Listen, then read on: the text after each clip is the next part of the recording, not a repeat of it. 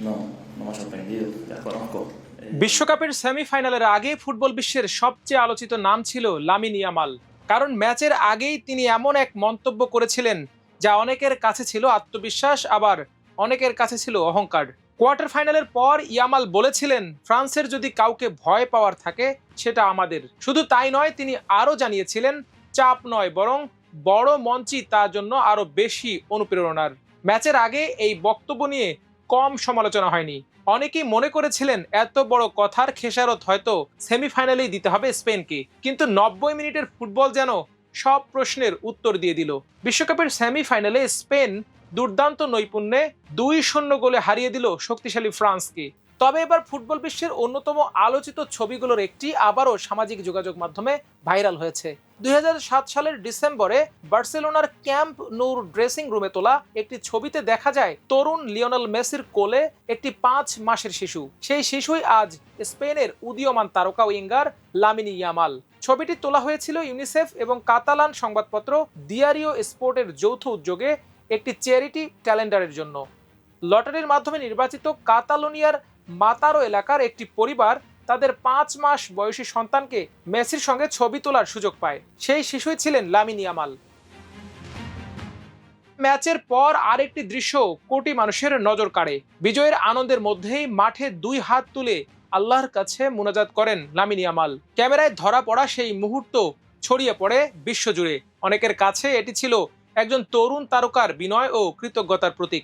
মুসলিম পরিবারে বেড়ে ওঠা ইয়ামাল নিজের ধর্মীয় পরিচয় কখনো আড়াল করেন না। গুরুত্বপূর্ণ ম্যাচের আগে কিংবা পরে তাকে প্রায়ই দোয়া করতে দেখা যায়। গোলের পরও আল্লাহর প্রতি কৃতজ্ঞতা প্রকাশ করতে ভোলেন না তিনি। চলতি আসরের রাউন্ড অফ 32-তে অস্ট্রিয়ার বিপক্ষে ম্যাচের আগে শিরোপা জয় নিয়ে কথা বলতে গিয়ে সতীর্থ মার্ক কুকুরেলা বিশ্বকাপ জিতলে কোচ লুইস দে লাফুয়েন্তের চেহারা শরীরে আঁকার প্রতিশ্রুতি দেন। তখন ইয়ামাল জানান, ইসলামের ট্যাটু নিষিদ্ধ হওয়ায় শরীরে কখনো ট্যাটু করাবেন না। তিনি বলেন, আমি মুসলিম, তাই ট্যাটু করাতে পারবো না, আর অন্য কারো ট্যাটুও নিজের শরীরে আঁকবো না। ধর্মীয় বিশ্বাসের কারণেই এই সিদ্ধান্তে তিনি অটল রয়েছেন।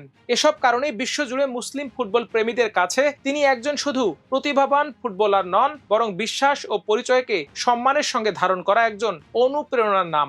শুধু সাধারণ সমর্থকই নন, ইয়ামালের মুনাজাতের ছবি শেয়ার করে বরেণ্য মিশরীয় ইসলামিক স্কলার ও দায়ী ডক্টর মোহাম্মদ সালাহ নিজের ফেসবুক পোস্টে লিখেছেন, Islam is now the fastest growing religion in Spain. নিজের পোস্টে তিনি উল্লেখ করেন, সাম্প্রতিক জনসংখ্যার তথ্য অনুযায়ী স্পেনে মুসলিম জনসংখ্যা 25 লাখেরও বেশি। তাদের একটি বড় অংশই স্পেনে জন্ম নেয়া বা দেশটির নাগরিকত্ব পাওয়া মানুষ। কাতালোনিয়া, আন্দালুসিয়া ও মাদ্রিদের মতো অঞ্চলে মুসলিম সম্প্রদায়ের উপস্থিতিও উল্লেখযোগ্য। তার ভাষায়, মুসলিম সম্প্রদায় ধীরে ধীরে স্পেনের সমাজ, সংস্কৃতি ও ভবিষ্যতের গুরুত্বপূর্ণ অংশ হয়ে উঠছে।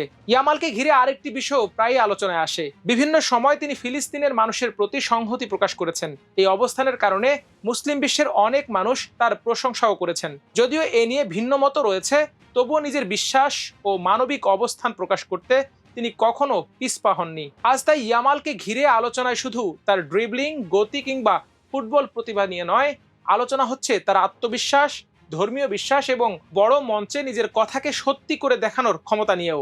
ম্যাচের আগে তিনি বলেছিলেন, ফ্রান্সের যদি কাউকে ভয় পাওয়ার থাকে সেটা আমাদের। ম্যাচের পর সেই একই তরুণকে দেখা গেল বিজয়ের আনন্দে আল্লাহর কাছে কৃতজ্ঞতা জানাতে।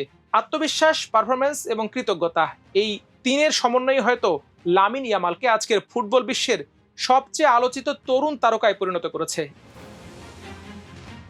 এখন প্রশ্ন উঠেছে, মেসির কোলে থাকা সেই শিশুটিই কি শেষ পর্যন্ত মেসির বিরুদ্ধে বিশ্বকাপের ফাইনাল কাঁপাবে? হয়তো সেটিও সত্যি হতে পারে যদি আজ দ্বিতীয় সেমিফাইনালে ইংলিশদের হারিয়ে ফাইনালের টিকিট কাটতে পারে আর্জেন্টাইনরা। সে পর্যন্ত অপেক্ষা করুন, চোখ রাখুন আমার দেশে স্পোর্টসে। আল্লাহ হাফেজ।